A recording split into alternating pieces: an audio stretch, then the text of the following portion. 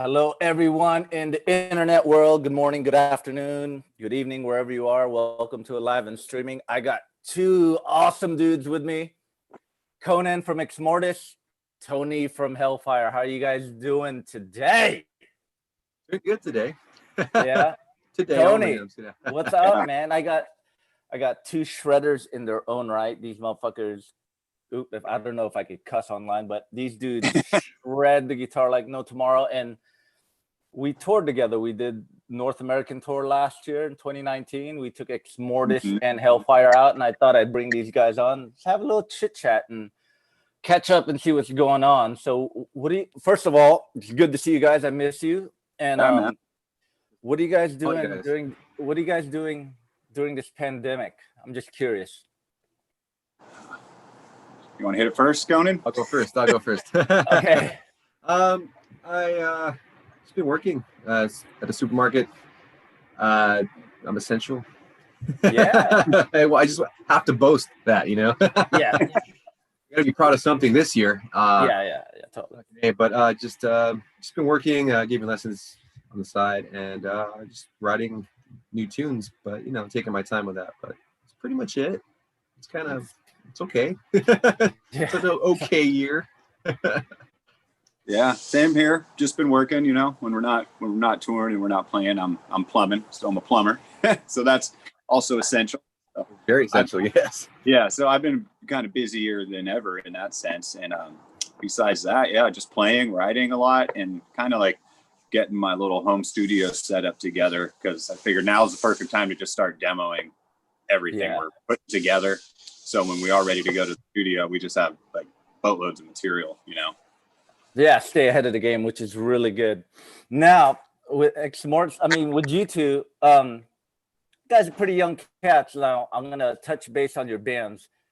I was reading your bio, Conan, and it said that your dad took you to your first show when you were what, 5th grade or something, like 5 years old? I think I was pretty young. I think it was like 5 or 6. Yeah. I remember I just started elementary. I don't know what year, but he took me to my uncle's death metal band's show. Yeah, The whiskey. Yeah, and it was crazy. I was a little kid. I don't know. I guess I saw videos and stuff at the time, but I wasn't really into metal. I was more into just, I guess, I don't know, just rock, whatever's on the radio.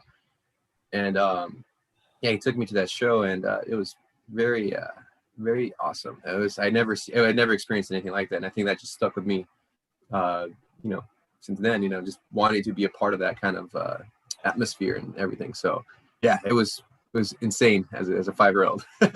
Wow. And Tony, you guys have similar, both have dads who are really supportive. Now, did your dad take you to your first show too? Yeah, both our dads also have our Papa Mortis and Papa Hellfire. Yeah. Right on, man. Now, Tony, did your dad take you to your first show as well? Yeah, my show was Blue Oyster Cult at Slim's. So, wow. Which that's one of the last shows, and it was cool to kind of close it out with the last show we played there. Yeah. But that was like it. I was already a fan of Blue Oyster Cult when I was younger and stuff. Just there were a lot of BMX videos and stuff like that, and I knew the songs, but that kind of said it right there. I was just everything about it. Now, you were what, 5 years old or elementary? How old were you when you saw Blue Oyster Cult, Tony? I was a little older than that. I'd say, I kind of forget. It was somewhere in middle school. Wow. I'd seen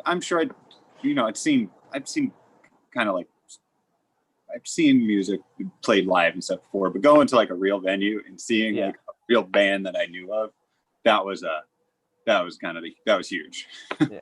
Now, were your parents really supportive of, like, when you guys started your own band, they were like really gung-ho about it, like, all right, you got to keep doing this, keep going and whatnot? Yeah, for me, my dad, as soon as I saw Blue Oyster Cult, and then I started getting more into it. We started going to the Pound a lot in San Francisco, and then I wanted a guitar, so my dad bought me one of those little Yamaha kits with the little crate amp, and I had first I didn't know how to plug it in. I didn't know anything, man. I didn't know. I thought for the first week, I thought you were supposed to put your fingers like on the metal part of the frets. Oh, okay. I was like, God, this is so hard. And then I started learning, and then it took me another 6 months to figure out that there's a little distortion button on the amp. And you figured it out. Playing and cleaning, you're like, hey, this is not heavy enough, man. Super support though for us. I mean, we were first parts of my bands growing up. I was in some punk bands and stuff like that, and even beginning parts of Hellfire. It was like us practicing in the dining room at my parents' house. Like my mom would be in the bedroom right next to us, and we would just be cranked. How about you, Conan? When you formed Exmortus, you were 12, right? I think you were 12 when you formed Exmortus. Oh, yeah, I was 12, about 12. I was in middle school, and I started with my cousin Mario, former drummer of Exmortus, but he started playing guitar. I started playing guitar at that time too. But when I started to learn, I was playing bass for some reason. I don't know. My dad told us, hey, it's better, you could play, one instrument, you play the other, sound fuller, and it did. So at a young age, me and him started to just, learn from each other, to be on time with another member and everything. So, which is very important, stay on time, But yeah, we started the band Exmortus. I was 12, I think. So that was 2002. Wow. And we didn't know what the fuck we were doing. We still don't. We just got a better idea. I don't think we all know what we're doing. Yeah. That's the thing, right? Everyone feels that way. But yeah, we were pretty young, and we just formed the band with other friends at the school, and of course in high school carried on to then too. And man, we had so many lineup changes. It's always been me and Mario, throughout the years. But yeah, we've evolved a lot too because of all the members, contributing different styles and ideas. So yeah, that's why we're all fucked up. We can't even categorize ourselves so well. But yeah, we started pretty young. I think that was those were good times. Oh, dude, I bet. Tony, you guys were young too, and like Conan, I know you guys been through some lineup changes as well, and you kind of evolved to what you guys are now. Yeah, totally. I mean, we had a lot. It was me and Herman in the beginning. Herman moved up. Herman originally moved to LA from Tijuana. He was in LA for a year, and he hated it down there, and he basically caught a bus up to San Francisco because of the Bay Area thrash scene he heard about. Yeah. Back then it was always surfing Craigslist or going to shows trying to find somebody interested in it, So Herman had a Craigslist ad out. We met up, started jamming. Like first two songs he played on bass were like, it was like Rhyme of the Ancient Mariner and something else. And I was like, all right, sweet, we got it. And then you're in. Those first like 4 or 5 years, we went through a couple changes. We had our original singer Alex with us, and it was good. It's a good learning process and all that. But when it came to kind of taking it to the next level and stuff, a lot of those guys just really couldn't do that. They couldn't tour. They just other life. And at that time, Jake, we'd known Jake and Mike for a while, so we used to play with their band Hysteria a lot, and they were kind of going through the same thing with Hysteria, a lot of lineup changes and stuff like that. And then, asked Jake to come on, and then Jake came on, and we did the first record with Jake, Metal Masses, and he was just singing on that record. He wasn't playing guitar on that one. And then after that one, our drummer Art and our other guitarist John left the band, and then it was just kind of like, all right, you down to come back, Mike? Or you down to come over too, Mike? And then Jake, you down to just pick up guitar? Since that's usually what Jake would be playing guitar in practice anyway. So. Oh, nice. Yeah. So the lineup you have now, that's the lineup. Right? That's the real lineup, Yeah. Now, Conan, you weren't the original singer of Exmortus, right? No. I just started off playing, I guess, shred guitar. Yeah. But, it was until I think after the first album that our singer he quit, and we were trying out other singers to continue the band and everything, but we couldn't find anyone that did what we wanted them to do. They weren't cutting it. It wasn't part of the vision we had. So I was like, fuck it, we have this. I'll just suck it up and give it a shot, because it's one less person to worry about, Yeah. So yeah, so I tried out at first. It was a rough start for me. I didn't know what the fuck I was doing. I still don't, but getting better at it little by little, you know. And yeah, I love it. I fell in love with just doing that. It was a great challenge for me, and it still is. And yeah, it's something I like to do. I can't see myself in Exmortus any other way. Yeah. You know, I really like just to be, you know, singing the lyrics and just jamming the riffs. I feel like that's right for me, and I always write with that in mind, you know, what I'm going to be doing like that immediately. So yeah, I think I chose right. Good. I mean, you guys shred. Now, I want to talk about, now this is a no shredding allowed. It's kind of a twist, but I want to talk about your guitar, not only your guitar playing, but your guitar heroes. Like, who is your go-to guy? Like the guy that realized, all right, this is who the first guitar player you saw where you go, that's it. That's who I want to be.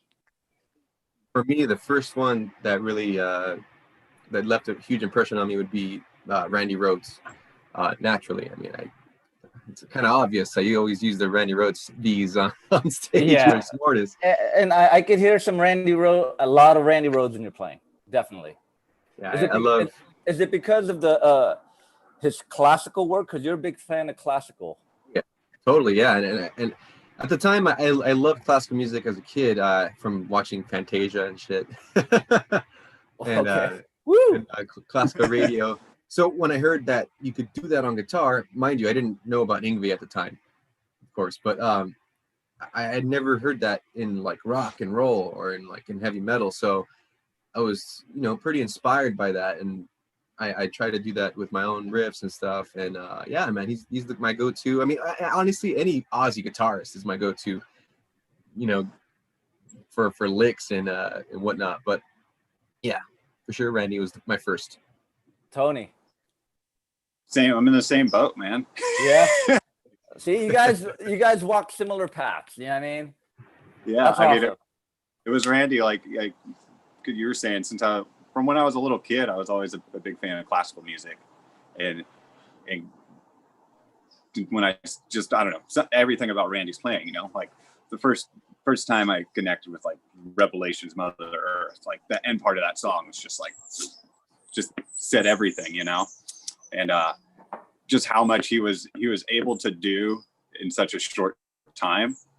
And like the dedication, because I've just read, I bought every magazine that had Randy on it. I read every article, you know, like the dedication of him, like talking about being on tour with Ozzy and trying to track down like people to like take lessons from on tour and like further his playing and stuff like that, you know?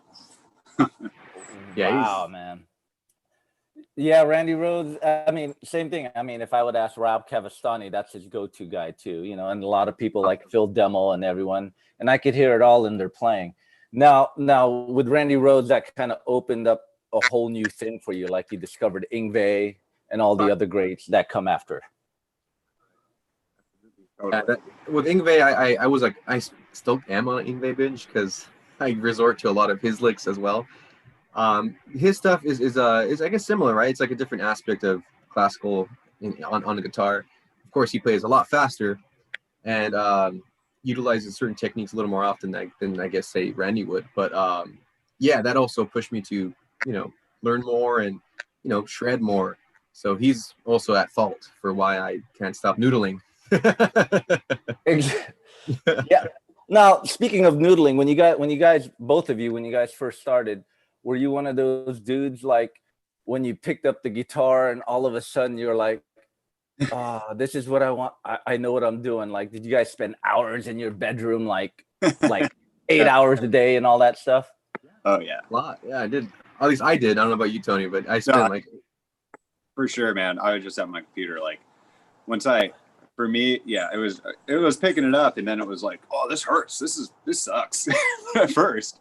And then after, I think a big one for me is I learned how to play the intro to the AC/DC song, Hard as a Rock. Okay.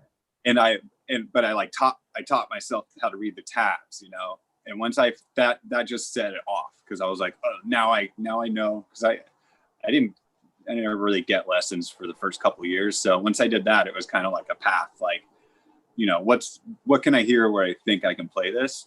So like I played that in, you know, the intro's like for that song like 5 seconds long. I probably played that thing for like 2 months straight. My brother would come into my room screaming at me like, "You need to learn something else!" Like so mad. How about you, Conan? I mean, you were in just your bedroom like constantly, just 8 hours a day, just shredding or trying to figure things out, huh? Instead of doing homework, I was just playing guitar, you know. So I mean, I did my are you guys do you guys learn things by ear, or do you guys just tablature? I mean, back then definitely I tried to. My dad forced me to as well. He bought me like tab books for, you know, songs that I wanted to learn. And mind you, this is like before the internet was as accessible as it is now. So it was just buying tab books or Guitar World or whatever. And yeah, he would say like, "We'll figure it out. Like, figure the song out. I'm not gonna buy it for you. Come on, you could do it." And he would make me learn songs by ear. And I was right, more or less. Not really. We all make mistakes, you know. We all hear like something and it's like really not bad. Now I know. It's funny. That's funny you mentioned that, because now I'm relearning songs with tabs that, you know, from people that have better ears than me, and I'm like, shit, I've been playing it wrong this whole time, you know. Wow. So yeah, but yeah, I learned by ear at first. Now I still practice that, but lately I, of course, because of convenience, just look up the fucking tabs. Yeah, I mean, I'm one of those players. I mean, I'm more of a rhythm player. I love, you know, holding it down, like, you know, Malcolm Young, Het, and like even Scott Ian, for example. But the way I learn songs is I'll listen to it. Then if someone goes, let me show you the riffs. I already know the arrangements in my head because I've listened to it so many times. So I could pick up songs so quickly. If someone just said, "All right, you know the song? Yeah, here's the riff. Here's 4 riffs. I know the arrangements. I know the changes. It's easy." I mean, that's how I, you know, play guitar. I don't know, but you guys seem to know, like, oh yeah, that shit's in A minor and it's part of the fucking inverted pentatonic scale type shit that I don't understand. But anyways, you guys have been around for a while. You guys are part of the whole new scene, and you guys, you know, you guys are brought up in the internet world where I came up in the non-internet world. I mean, do you guys use internet to your advantage? Oh yeah. Well, yeah. For example, yeah, like looking up tabs. I mean, well, at first, because we started pretty young, all right. Tony and I, we started young, so we had some internet access here and there. But even then, like, people didn't really upload reliable tablature till more recently. You know, Ultimate Guitar or whatever. You know. Yep. And there's new software that makes it easier to tab and playback and play along to, like Guitar Pro or what is it, Tabit. There's other stuff too. There's other programs, but yeah, there's a lot of shit nowadays that is so much more convenient. That's probably why there's so many more shredders now. At least, you know, bedroom shredders or whatever. You know, there's a lot of, you hear them. They're everywhere now. So yeah, that's totally being used to everyone's advantage now. So yeah, Tony.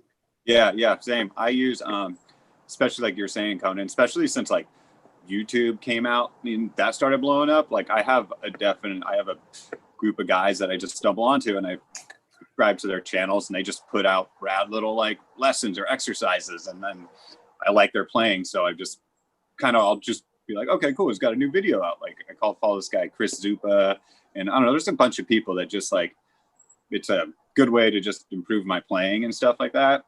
And like you're saying with like Ultimate Guitar, I go on that side a lot, and I'll use that because say if you're just learning a song for fun or something, you know, like if I'm learning some Randy solo, I'll go on Ultimate Guitar, and then you go on the Guitar Pro tabs, and then you can just like, you know, when you're learning a song, just take the beat, take the song down to 80% the speed, and just just loop solo section and just go for it, you know. So I do that a lot when I'm practicing and learning stuff. All right, before I'm gonna ask you guys one more question, and there's a couple of there's a video question someone submitted in that I want to play for you guys, and there's a one question here. Do you guys, when you first started, I know you were doing many hours of jamming. Do you guys still do that to this day, or are you kind of like, I'm all right. I'll instead of 8, I'll do 3.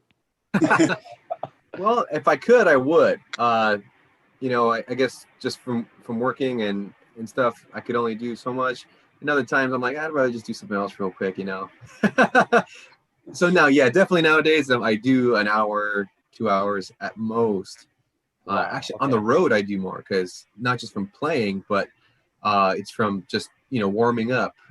Sometimes I'm just jamming for 2 hours before a fucking set, because why not? When I'm off, what else am I gonna do?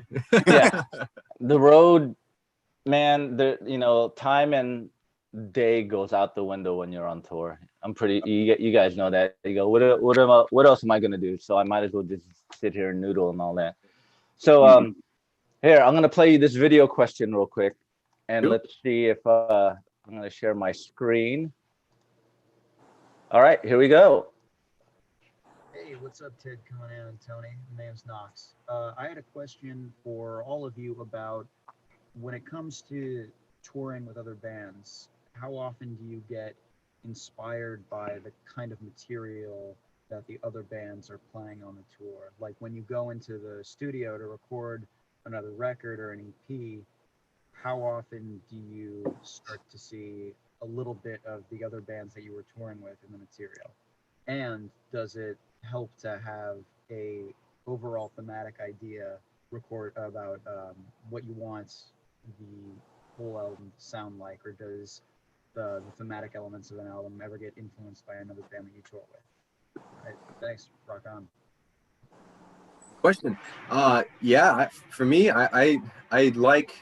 Well, we always tour with a bunch of different style, you know, bands. Like, some of them are extremely death metal, or, you know, like, well, Obituary, you know, the old school death metal, and then other bands are just tech death metal, and some are black metal-ish, heavy metal, like, you know, Hellfire is, you know, more traditional, and all this stuff, thrash. I like to pick up a lot from everyone. I think I've always naturally had that that's not style. I mean, like, approach, because I like all kinds of music, and from the beginning. But yeah, touring with those bands, I noticed certain things that are very effective in the music, and I try to emulate that with my own every time. Oh, absolutely. It's hard not to do that, you know. I like to stay true to myself in certain ways, but definitely I listen to the bands that we tour with, and there's always something I like a lot from everyone that we jam with. So yeah, that's my response. Yeah, I mean, I'd go the same route. I mean, I still have both your guys' sets burned into my mind from that tour. Likewise, both of you guys. Yeah. like I know like where you would be on stage still, and like certain things, and like definitely, especially when you're touring with bands that you like their music and then you like them as people too. It just like it just becomes part of you. Like you can't help it, you know. Like when we're touring, I basically watch both of you guys every night, you know, just because it was great, and it just totally influences you and gives you inspiration, and you know it's hard not to have any of that rub off on you. Yeah, totally. I totally agree with you. Not only musically, but vibe wise, you know, sometimes just hanging out, the personality, just even talking about non-music stuff. Like we could just talk about, you know, we could be BSing, and that could be an influence, you know, that channels into the music. And really for me, like when Death Angel writes the record, I don't really hear things until after, when you get the final master copy, and you go, oh dude, that sounds like so and so. Because, you know, when you're writing a record, you're so engrossed into writing and you're not thinking about anything else. So you're like, then afterwards, I remember one album, I go, oh dude, Will, you kind of did that Voivod drum beat there, you know what I mean? So I mean, you don't hear it until after. But yeah, I think we all pick up something from every band, whether it's death metal, thrash metal, black metal. You pick up something, not only musically, but you know, there's something you go, oh, that's cool, and it just goes in your head and you don't even know it. And that's the beauty. That's the beauty of it. You know, you got a friend of mine told me, like, you know, the mind's like a parachute. It doesn't work unless it's open. Yeah, That's true. Yeah, I hope it does. Yeah. Same here. Hey, there's another question from Mike Daly. Here it is. How important is classic rock to you guys? Do lead players like Scott Gorham, Brian Robertson, Jimmy Page, Fast Eddie, Schenker, Hendrix influence you guys? Me, completely. For me, I'm a big classic rock, man. I mean, Thin Lizzy's like up there as my favorite band, and Shanker is one of my favorite guitar players ever, you know. So a lot, and that's a lot of the stuff I honestly play a lot, where my writing kind of comes like in the band. I write a lot of kind of more classic rock, new wave of like British heavy metal groovy stuff. Like that's kind of where I excel more, where Jake's got an incredible right hand, and he can just, you know, he's just a thrash metal guitar player. Like he's so good. And we kind of bring both those together in Hellfire, and that's kind of where I think it helps out our band a lot. And I like the dynamics of that. But for me, I mean, I jam classic rock stuff all the time. and Tara, my fiance, she likes it when I'm playing that stuff a bit more too. There's 8 hours. That's crazy. Yeah. How about you, Conan?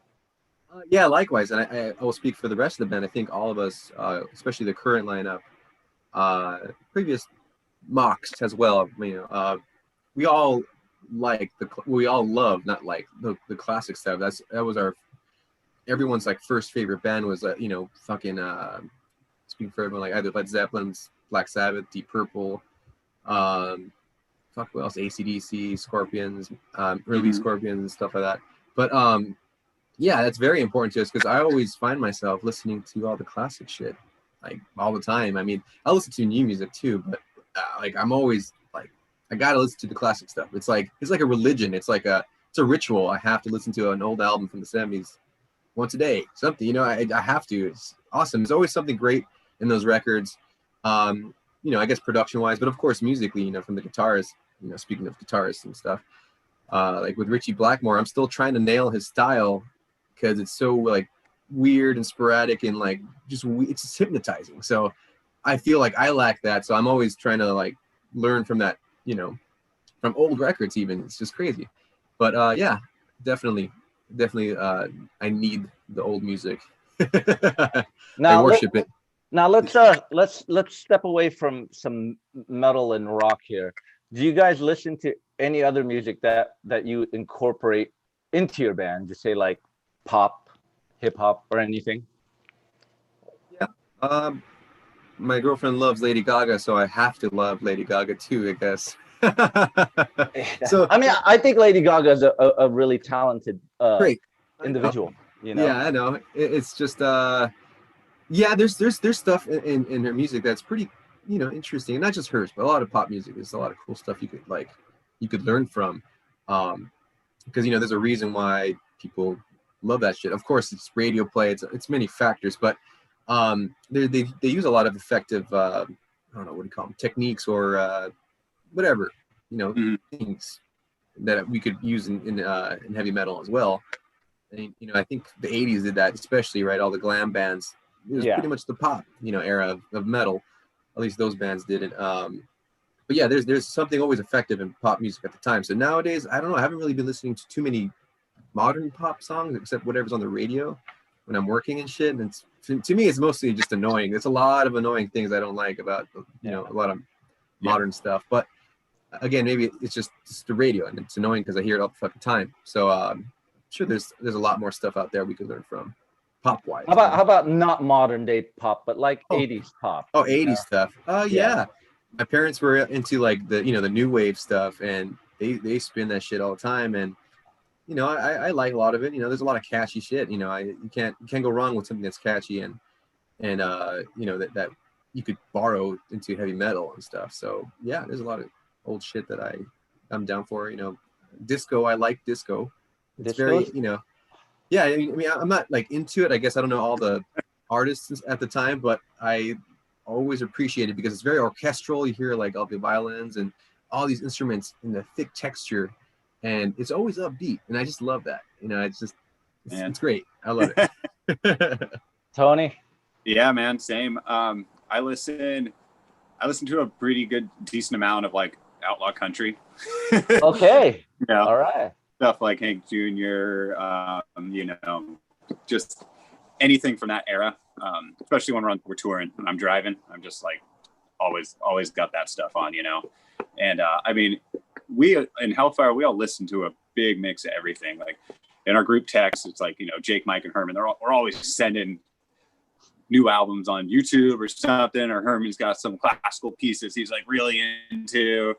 Jake and Mike know so much more of me of what's going on in modern hip hop, and but good stuff, and it does. I'm sure it does bleed into our songwriting, especially on my side, because if anything, if it's a good song, it's a good song, especially in the old outlaw country stuff. It's it just follows the same formula, Here's a verse, here's a chorus, here's a key change. All right, let's wrap it up.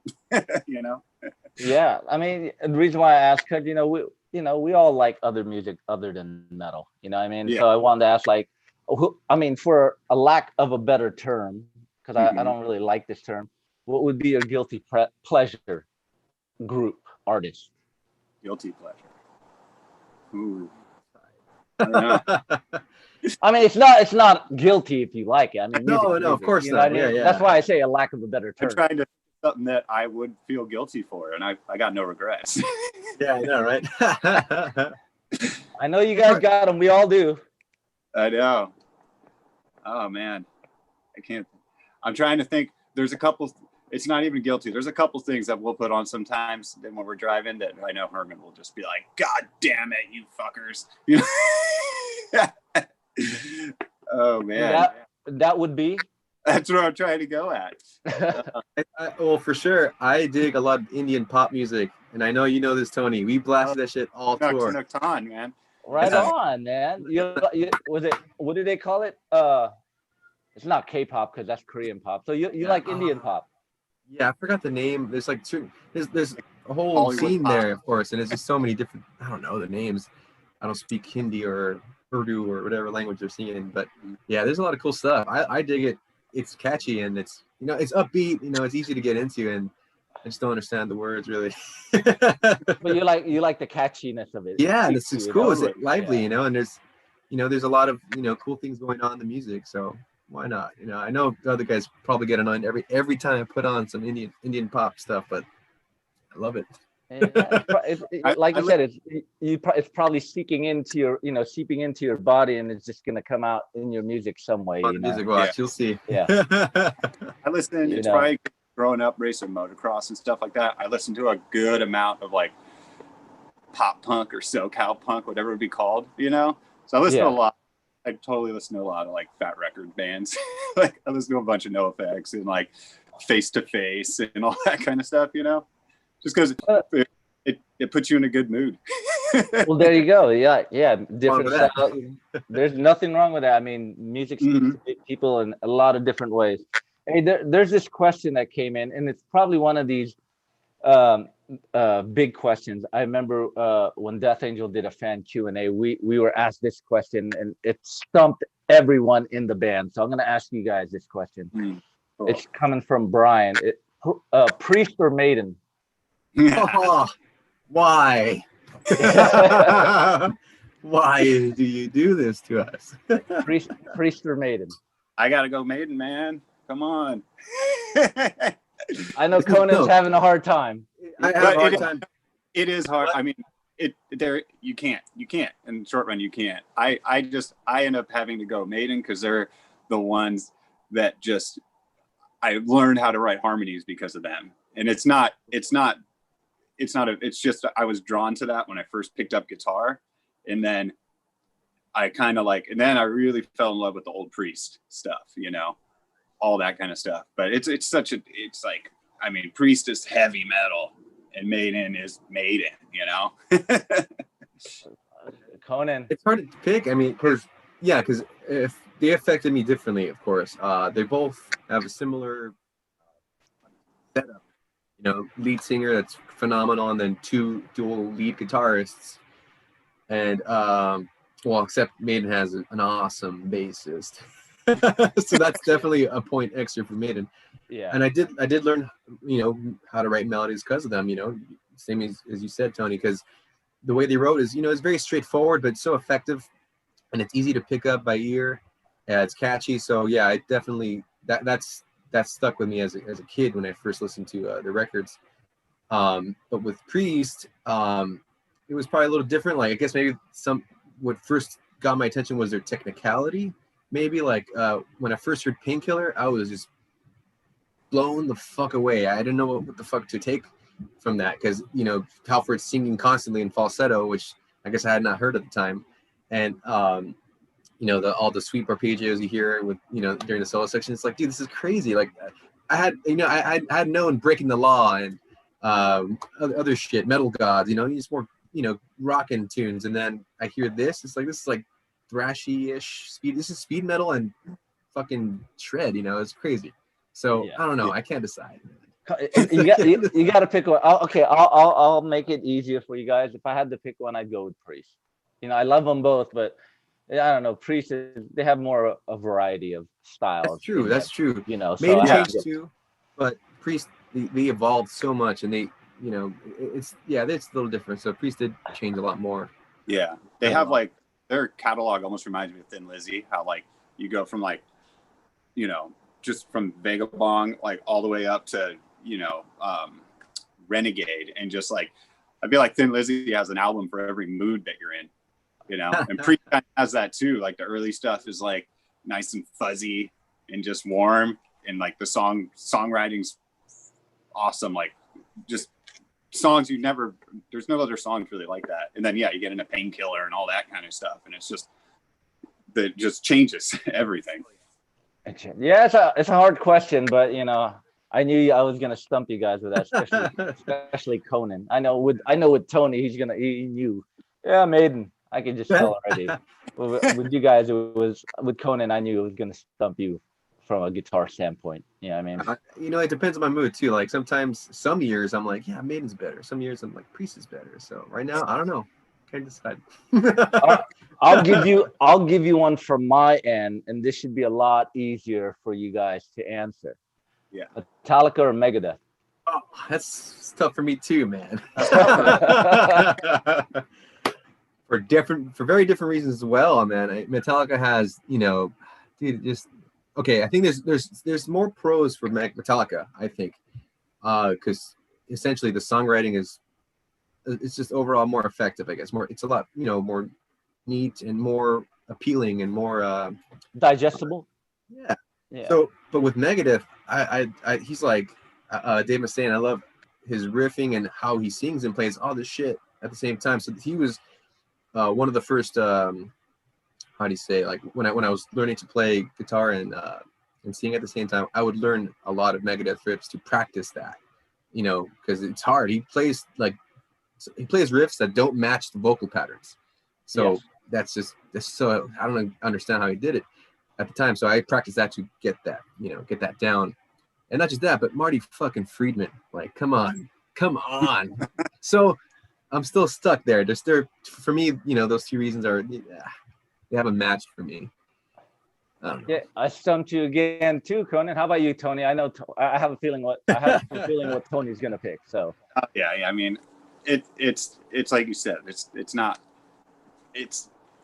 there is no better, but I mean, for me, it's Metallica, just because like so much of my playing came from that band, especially when you're starting out. I think their songs are more approachable, Yeah, totally. And I've learned so much. Like we did a Kill 'Em All Ride the Lightning Halloween show a couple years ago. It was so fun. It was a rager. And I feel like too, living in the Bay Area, it's like you're living in Metallica's backyard, Yeah. It's like those early years of Metallica are still here just because everyone in the scene grew up with them, So it's in those first couple albums too. They shape so much of my songwriting and guitar playing and everything. So it's kind of like I got to go with what personally shaped my playing and stuff like that. Gotcha. All right, now speaking of we're talking about I'm going to switch it up here. Scenes when you guys first started. I'm going to go back to your bands. You got Exmortus, LA-based band, and Hellfire's SF Bay Area band. Two different scenes. I mean, the scene in the Bay Area is a lot different now than it was in the 80s. But it seems like in LA, the scene is more popping, like in early 2000s to now. I mean, Conan, when you first started Exmortus, you were competing with a lot of metal bands out there. I mean, how did you guys get noticed to a label? What did you guys do that you think all the other bands that you were like in the same league with trying to reach that, how would you say, label attention? Is there anything you guys did that made you stood out? I don't know. I think, well, at first we always did stand out because where we grew up and started at was in Whittier, and the scene in Whittier was like mostly hardcore. This we were, you know, competing against that stuff, and we stood out naturally because we did. What did we do at first? We were more like blackened death metal, kind of thrashy at first. We're like, interesting how we changed too. We still have elements of death metal, of course, but now we're a little more thrashy. But anyways, we were competing against the hardcore scene and metalcore scene too. So we stood out already, and I think that our struggle was to get more, just, you know, people to be into what we're doing since we stood out so much. So yeah, I don't know. I think we just continued. We just played as many shows as we could. You know, it didn't matter the band style or whatever. We just played as many shows as we could. And sure enough, you know, people from that scene started to like us. You know, not so much. You know, there's elitists everywhere, and especially in LA, we're notorious for that. Yeah. But yeah, I don't know. We just try to be different, and we were naturally different at first. But then when the thrash scene came out, the resurged, not came out, of course. At its peak, we tried to be a little different purposely as well. You know, try to be a little more death metal or more shreddy, more classical here and there. You know, now we're a little more classical, but yeah, we just tried to be a little different. You know, and we were just fortunate enough to have Marco Barbieri enjoy what we were doing as well and believe in us, and he helped us out with everything else. You know, connections and everything, getting in contact with labels, and yeah, you know, promoting us that way. So did you get signed through Marco, or did you get signed through yourself, like from playing shows and passing out demos? Well, at first, yeah, we did that way. Yeah, that's true. Yeah. That we did it that way, the old school way. And then from that, you know, Marco picked up on us after that. But yeah, he helped out way more than if we did it on our own. Yeah. How about you, Tony? You guys are self-released band, right? You guys do everything on your own. No, well, we're on Writing Easy Records now. Okay. So, but the first we put out Metal Masses on our own, and then we put out our second album, Free Again, on our own, and then Writing Easy repressed it for us.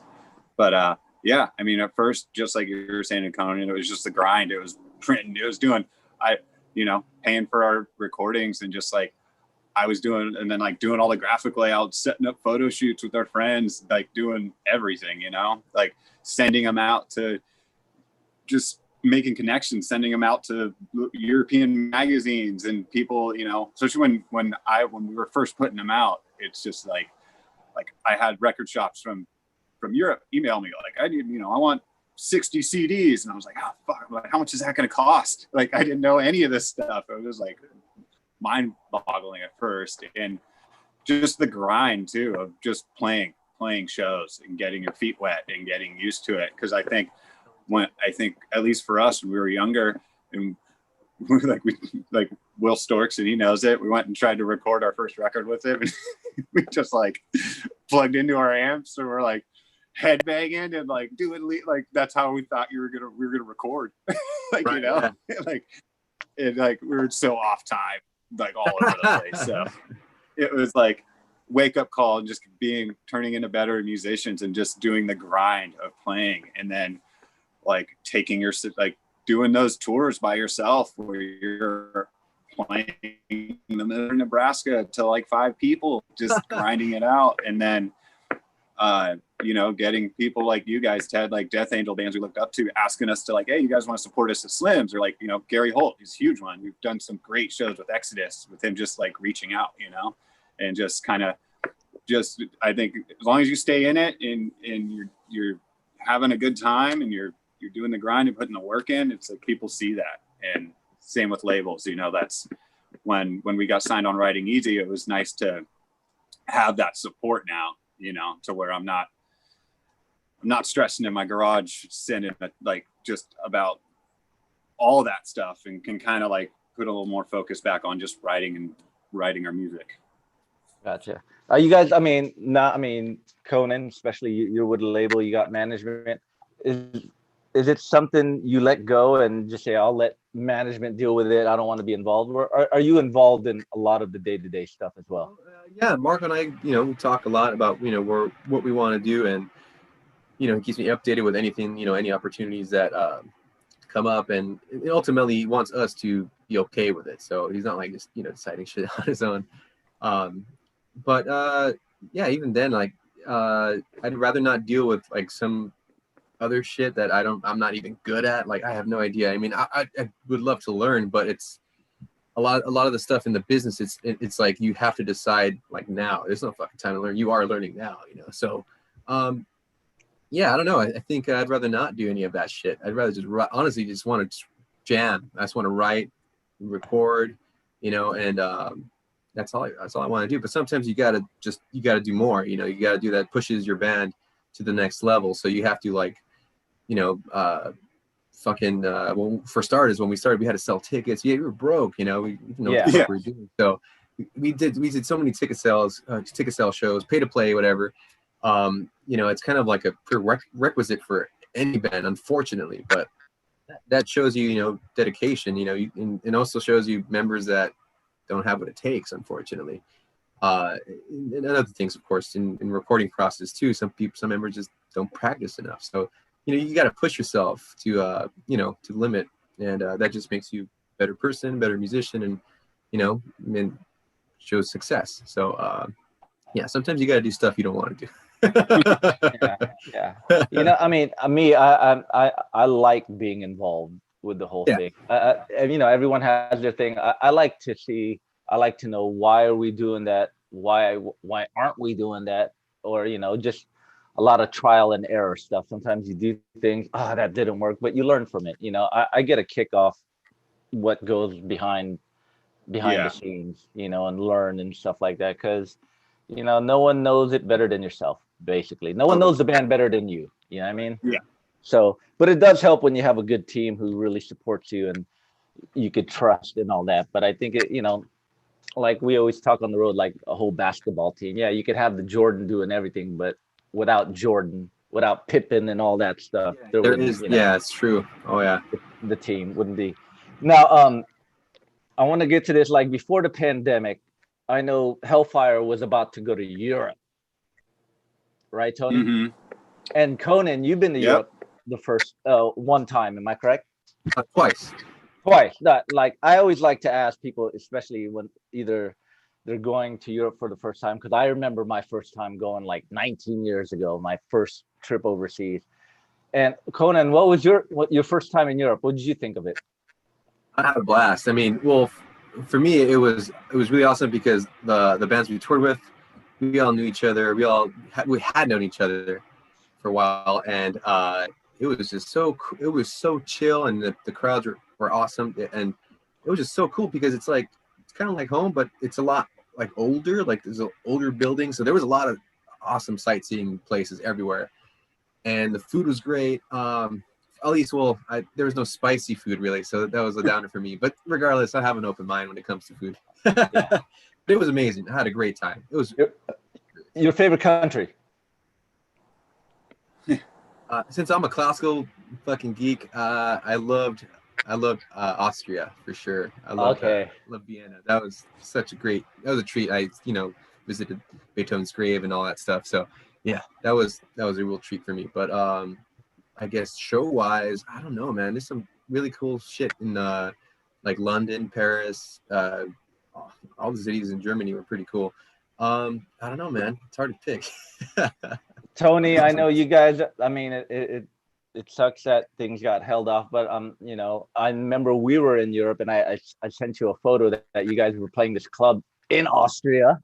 Yeah. Speaking of, I was like, what, we were playing this venue. I saw this big poster of Hellfire. I had to take a photo and send it to you. But I hope when things open up that we get back to doing what we do. So I'd love for Hellfire to experience Europe. I love fucking for you guys to go out there and kick ass. fucking for everyone to go out there and kick ass. Yeah. I mean, Our just go ahead. over to next year. You know, our tour just got pushed over to next year, like everything else. So we'll see how hopefully stuff calms down and we can be back over there. You know. Cool. Couple more questions. I'm gonna ask you one question, and we're gonna take a fan question. What do you guys do other than music? Do you have hobbies and whatnot? I think Tony, you don't you do any like dog fostering or something? Yeah. Well, I grew up riding BMX and racing motocross since I was like 3 years old. So I'm always riding bikes. Do that. I'll get a little superstitious and I try to take it easy before we got a tour or recording coming up. So I'm like, last thing I need to do, break a hand or something, you know.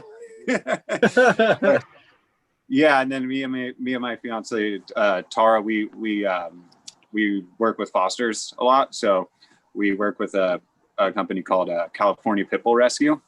Oh, nice. So we foster a lot of dogs, and we'll see if we're going to be doing some more. Because we had a foster failure where we have another dog again, so we just adopted another dog, Mika. But we moved into a bigger spot a couple weeks ago, so that makes it a lot nicer. And so I mean, for me, it's bike riding, fostering dogs, you know, play video games too. Me and Mike play. And then Tara's in the middle of starting up a podcast right now called Heavy Metal Barking Lot. Barking Lot. Yeah. That's great. So we're just trying to get a decent amount of episodes under the belt before releasing it. So we're kind of interviewing people in foster and heavy metal musicians, stuff like that also foster. So have a good mix of musicians and people in foster and everything like that, you know. See, I got him right here. Yeah. That's nice. That's awesome, dude. Conan, what do you do? Like other than music, like do you have any crazy hobbies? You play video games, right? I play video games. Yeah, I'll play on my PS4.